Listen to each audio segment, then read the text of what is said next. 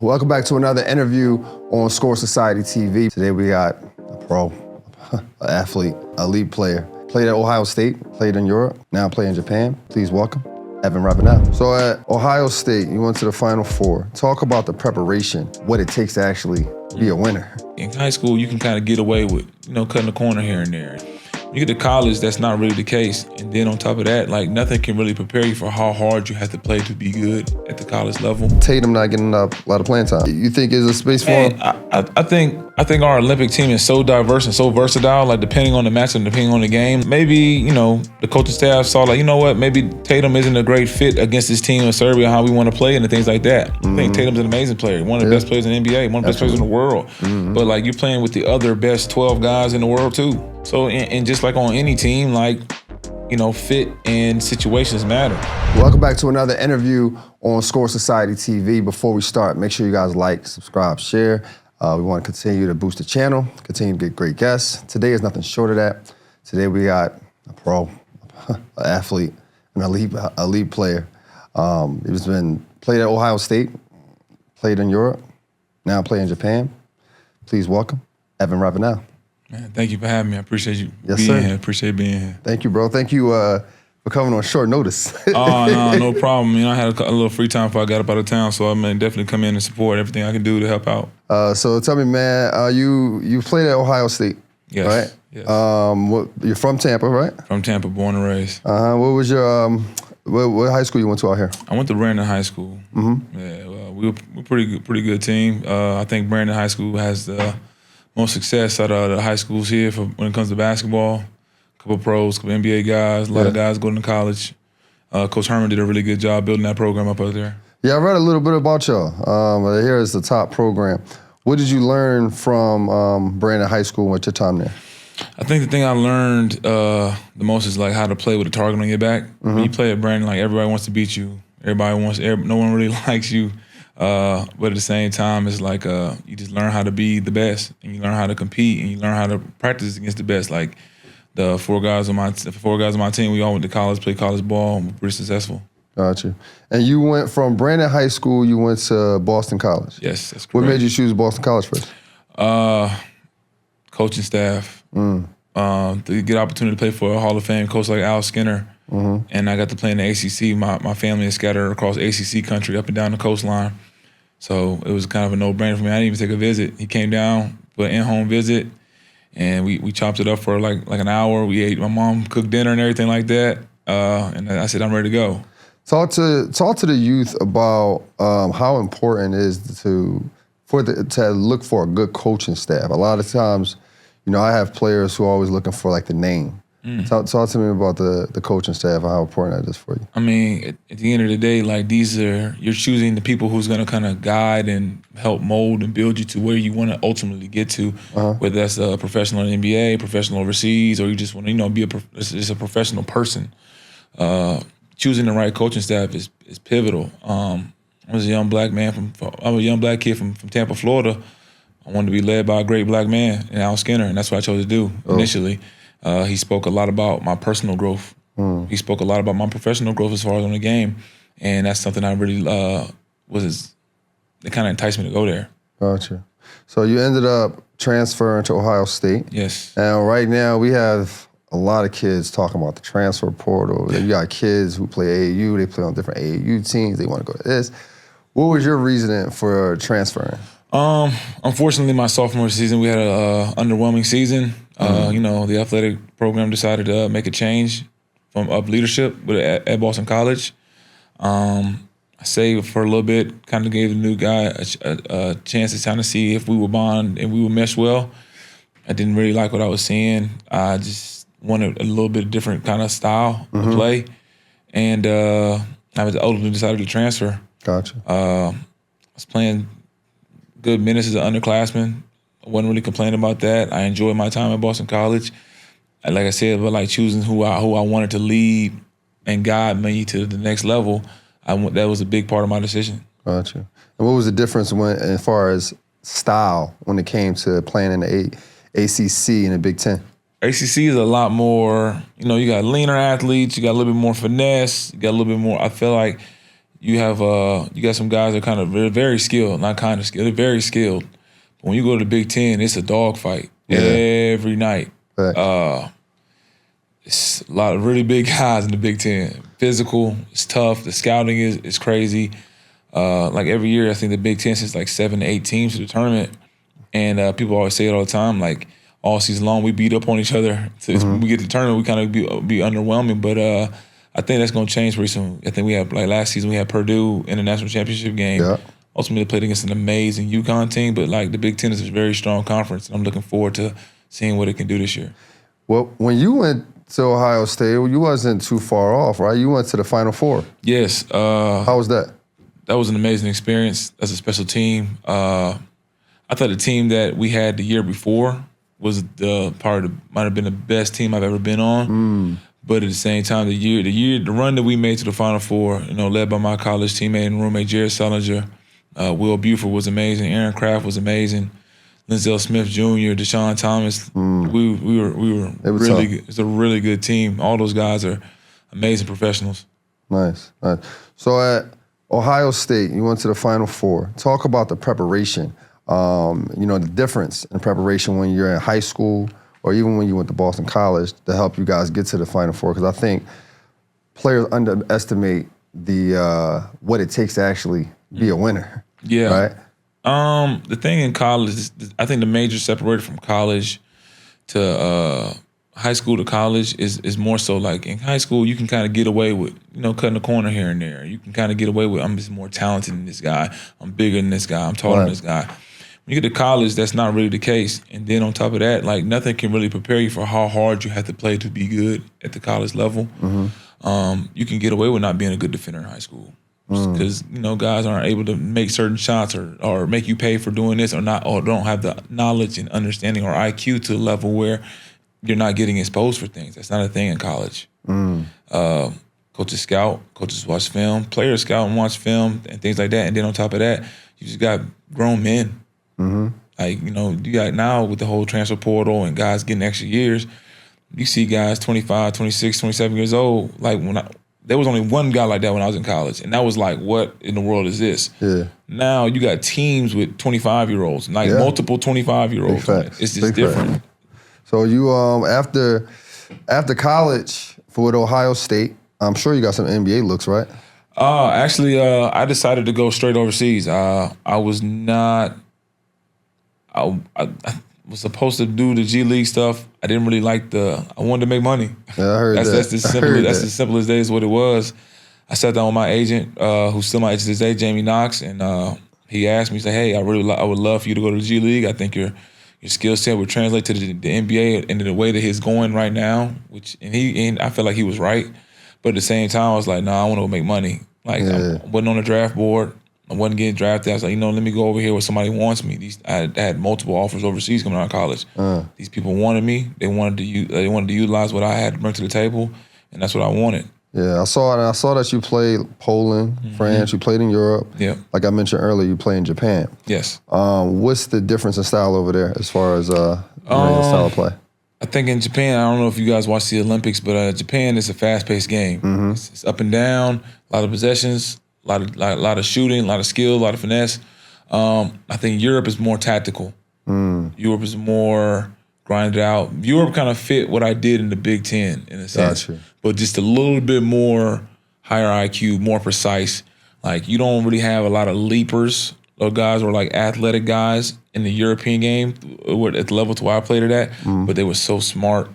They were so dialed in. Experience was the best skill you could have over there. Right. Because you just knew too much for a 19, 20, 21-year-old kid to outplay you. Was it a culture shock when you first went over there? I mean, you from Tampa, so now this is my first time in Tampa, by the way. And only been here for about 24 hours. I don't see too many Asians. I don't see too many. So how'd you handle the culture shock? I think I'm a very adaptable person, and I had a lot of veterans and OGs that kind of put me on game of what to expect before I got over there. So I had a little bit of a small picture of what to expect, and then ultimately, like I had a goal. I had a goal in mind. I wanted to reach the highest level of European basketball at the time when I went to Europe, the highest level of European basketball I could. So I said, you know what, I'm going to deal with whatever I have to deal with to get there. I didn't worry about the outside noise. I didn't worry about going out, drinking, partying. I just locked in on the gym. I took a lot of lumps, Yeah. but at the same time, it ended up working out. Yeah, I think that's important that you said that because a lot of kids, because we like to talk about having an elite mindset, and what you're saying right now is focus. You know what I'm saying? You didn't get caught up in the drinking and the partying. Where'd you learn that from? Was that something that you always had, like even when you was in high school? No, I tell you where I learned it. So in college, I had 2 roommates. I only had 2 roommates my entire college career. Jared Sullinger and Reggie Jackson. Tough, both of them tough. Both my college roommates made it to NBA. Yeah. They had an elite level of focus and drive to want to get to their goals and achievements. I think the one thing that I lacked when I was in college was maturity. I think, and just wanted to do the extra mile to get to where I wanted to get to. Gotcha. I don't think it was a lack of talent. I don't think it was a lack of ability. I just think I just needed a little bit more focus. And seeing how my college career went, and I loved my college career. I was very successful. I played for great teams and things like that. But I would have loved to obviously, hear my name called. When I seen my roommates' names get called, it wasn't jealousy, it wasn't envy. It was more so like I didn't do what I needed to do to be right there next with them. So it was motivation, though. It was motivation. Motivation, yeah. It was motivation to me. And so I said, you know what? These next steps in my career, I'm going to do what I need to do to get to the highest point. Gotcha. And I think I'm maximizing, not maximize. I think I'm maximizing what I can do ultimately overseas. Yeah, I mean that goes into what I was saying a couple of weeks back. I was talking to some friends, and even on the podcast, I was saying your circle, the circle of people you surround yourself, it'll most likely tell you where your destination is going to be. Yes. Going to Ohio State, it's a lot of good, talented players, past, present, future, guys that come around there, come through there.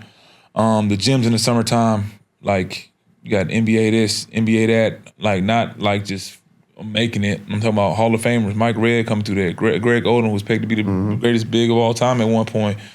Evan Turner, National Player of the Year. Like Jared Sullinger, National First, D'Angelo Russell. So like the gyms in the summertime, it's dog eat dog. You go out there and mess around if you want to, you be off and you done for the day. Thanks. But it's so, going in there and, I call it like training with killers. Yeah. Training with killers every day. So like when I go overseas, this is light. Yeah, easy. This is light. Like I never walked into a gym outside of when I left Columbus. I was like, you know what? I don't know how I feel. I feel confident everywhere I go since leaving Ohio State. Nice. And you've been overseas for what, 12 years now? It's just 12 years. Well, how you do it, bro? You don't never miss home. You don't never fade. No, of course. Of course you miss home. Of course you miss your family and your friends and things like that. But like I said, ultimately I want to maximize what I could do with this game. My father was a huge motivating factor for me. I think a lot of people, he had a lot of respect from the people in the city as far as what he's done with me as far as basketball. And we always talked about what we want to achieve with this overseas journey and things like that. And every time I go out there, like, he passed 3 years ago. But sorry to hear that, man. Yeah, life is tough, but I always remember like the things that he tell me, the things he instilled in me, and then like just going out there and playing as hard as I can, and ultimately being a winner. That also brings me to another subject that we have, especially in our community, about fathers being in their children's lives. Yeah. I know that's important, especially with on a journey like yours, because you need someone to push you. Yes. I always say fathers, they gonna push you. They ain't gonna baby you. That's what the mom's there for. Did you feel like you was ever over pushed by your dad? Definitely. Yeah? Definitely felt like that when I was young.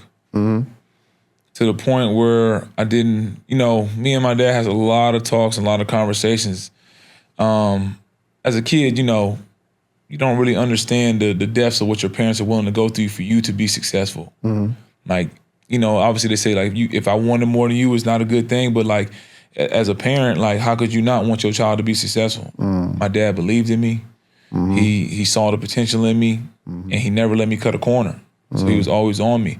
It was tough because he was my coach and he was my father. So I'm catching it at the gym, right, hit them lines, hit these shots, do these drills, do this, that. Then you get in the car, it's like, hey, you do your homework, you take the trash. He was on you. It was on me. It was always constantly on me. And it got to a point where it was overwhelming. It did get to that point, where like, part of the reason why like I chose to go to Boston College is like, you know what, this is kind of far. He can't just pop up on me.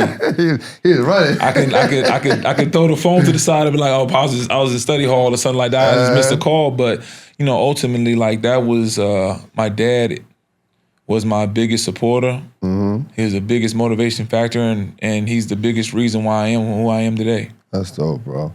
So you said at first, like when you was young. At what point, what age did you realize, like, yo, he in my corner, he trying to make sure I'm straight? Honestly, it and I wish I would have recognized it sooner. It didn't really register like that until I became a pro. Really? Yeah, me and like my dad, like I love my father. And if anybody knows my dad's a stubborn man. He's definitely a my way, highway guy. And and he raised me to be a strong, independent person. So we kind of had clashing ideas of how we wanted things to go, but at the end of the day, I was a child. Yeah. You know, I knew what I knew. I did like, you know, if we knew what we knew back then, how different things would be. But I think the thing that I kind of preach to younger guys when I talk to them, when their parents are kind of, oh, my dad's on me, my coach is on me, like they only want the best for you. Facts. Big facts. Like, you know, they're not doing anything to try to hurt you. You would hope. Yeah. And they only want to see you succeed in the highest light. So take what the people who already lived this life is already telling you and adapt it. If the sooner you adapt it, the easier the road gonna be for you. Yeah, that's a big fact. So we want to talk about some trending topics right now. Okay. So me and you talked a little bit about this in the gym. How do we feel about men entering women's sports? Not a fan. Not a fan. Not a fan. Because we was talking about how that in the Olympic boxing match, yes, there was someone who transitioned. And you know she hit someone pretty hard. She did. Yeah. You know, how you feel about it? Do you think there's a place for it? Do you think it's something that can be regulated, or is just a no-go at all? I just don't personally believe that someone who is biologically born one sex should be competing in a sport, or someone who is naturally born of that sex. That's my personal opinion on it. I don't think it's fair, men to women, or men or women to men, either way. Especially a sport like boxing, which is combat sports is totally violence. Different. Absolutely, boxing is controlled violence. I mean, you can call it any way you want it. That's what it is. I don't see any fairness in I don't know what weight class they were in. Let's just say they was in a 150-pound weight class. Right. I don't see any fairness in a 150-pound man punching a 150-pound woman. I agree with you, 100%. There's no fairness in that. And excuse me if I'm pronouncing the pronouns incorrectly, that I'm not meant to offend anybody, but you know, I just don't see the fairness in it. I don't think it's right. I think it's a huge disservice to that young lady who trained her entire life and then locked in for 4 years to compete in the Olympics, get to those trials in her country amongst some other amazing athletes, to get to that moment and to be like, get hit in the face, like, no, this is not right. Yeah. You know, I commend her for like, I'm not doing this. Right. I'm not going to allow y'all to watch me get pummeled on by someone who's biologically a man. Yeah. No, I agree with that. I think, and I understand where the world is going, and we're trying to be, everything is trying to be inclusive, right? But when we're talking about combat sports, you know, like we were saying earlier, like maybe golf, right? Like maybe possibly golf, maybe bowling or something like that, where there's no contact. Maybe we can compete there, but contact sports, no. Definitely not. Any physical sports, men and women. You know, like you said, and that takes nothing away from the women, by the way. Nothing away. Because they're amazing athletes. They are amazing athletes. Who, you know, the ladies are amazing athletes. I mean, I watch women's sports. I support women's sports. I watch the WNBA, things like that. We actually met a young lady who played tackle football today. Like I had no idea there was like tackle football for women. I'm a full supporter now. I'm gonna go watch a game when I get a chance to, when the season starts. But yeah, when it comes to especially anything physical, like the makeup of a man and a woman is just totally different. Absolutely. Are you following the Olympic Games with basketball? Yes. Yeah. How you feel about right now? The trending thing is Tatum not getting a lot of playing time. How you feel about that? You think he should get in it? You think there's a space for him? I think our Olympic team is so diverse and so versatile. Like depending on the match and depending on the game, like maybe, the coaching staff saw like, you know what, maybe Tatum isn't a great fit against this team in Serbia, how we want to play and things like that. I think Tatum's an amazing player, one of the best players in the NBA, one of the best players in the world. But like you're playing with the other best 12 guys in the world too. So, and just like on any team, like, fit and situations matter. You look at the very next game, he's a starter. Yep.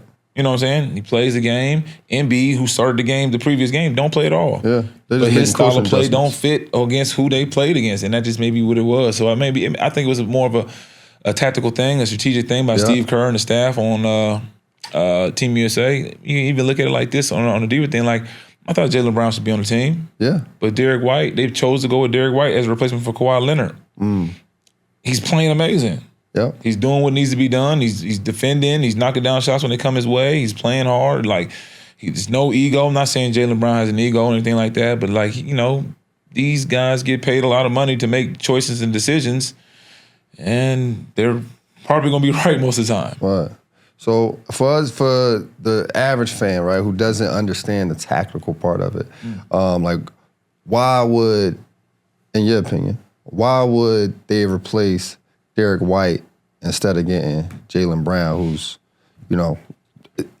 Finals MVP?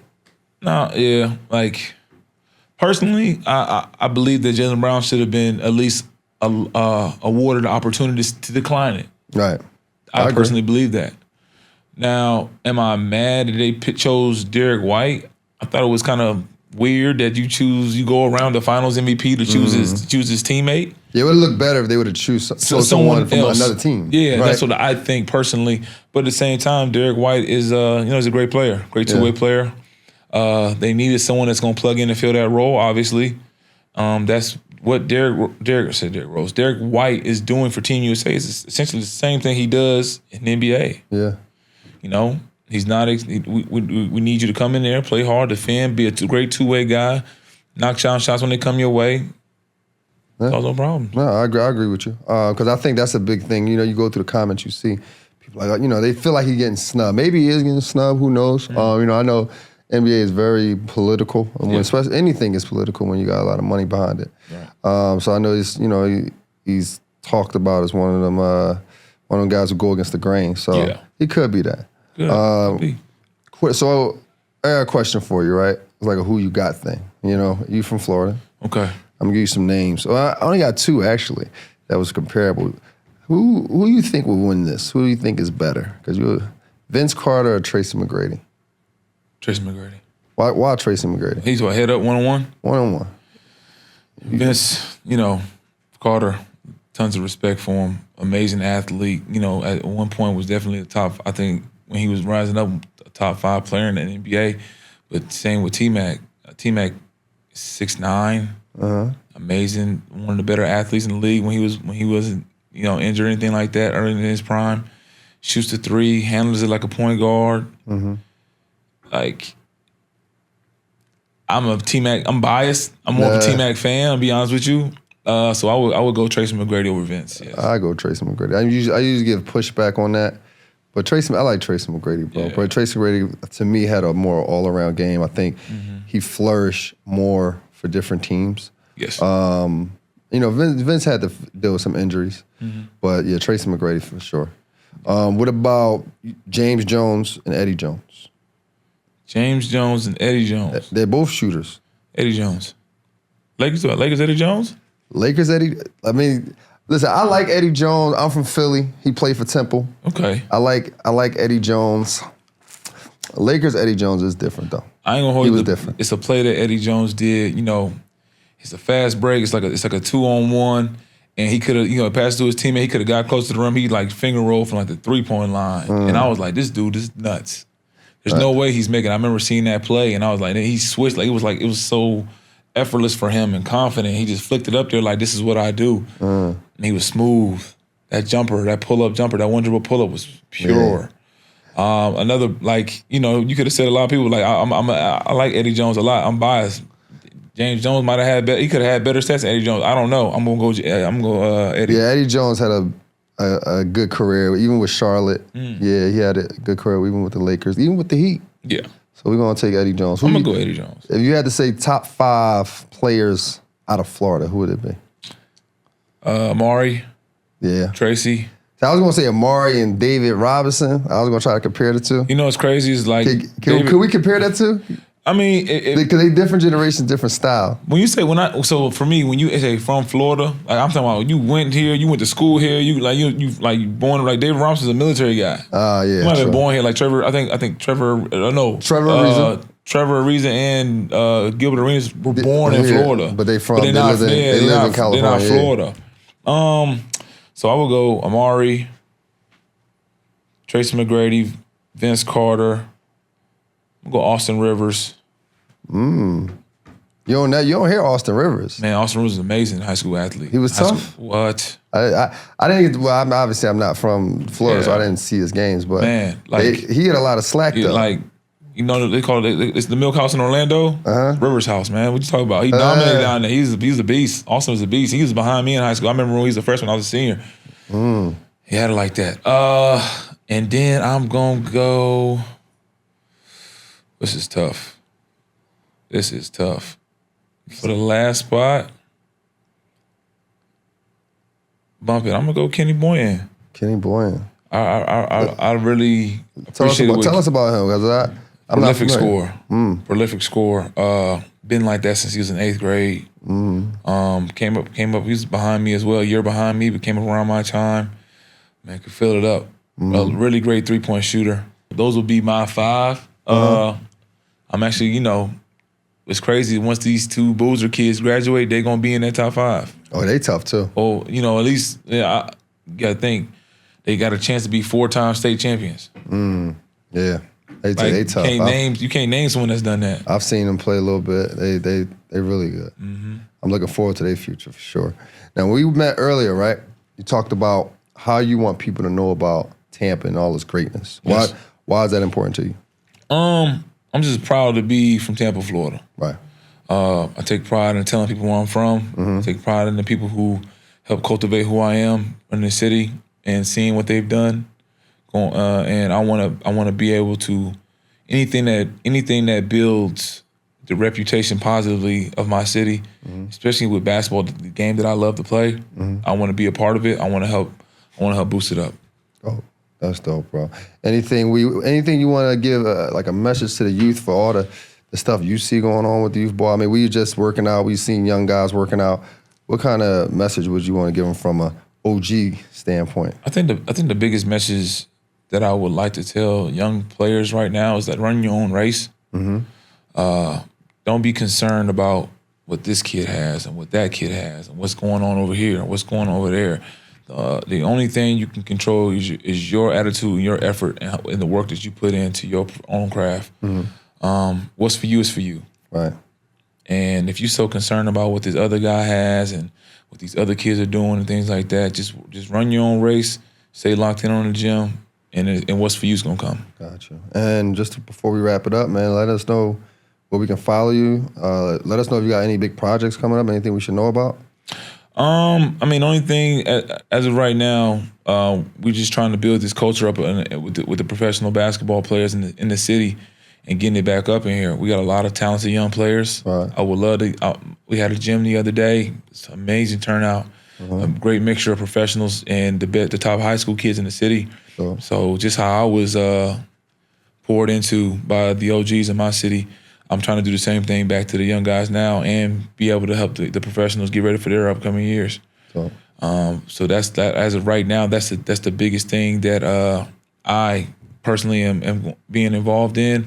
I know my guy Tone is a big involvement with the Tampa Bay Pro-Am. I think that's growing every year. I think this year they had a guy on the national select team who actually got to travel with Team USA that participated in Tampa Bay Pro-Am. So I think that is another big thing that's going on in the city.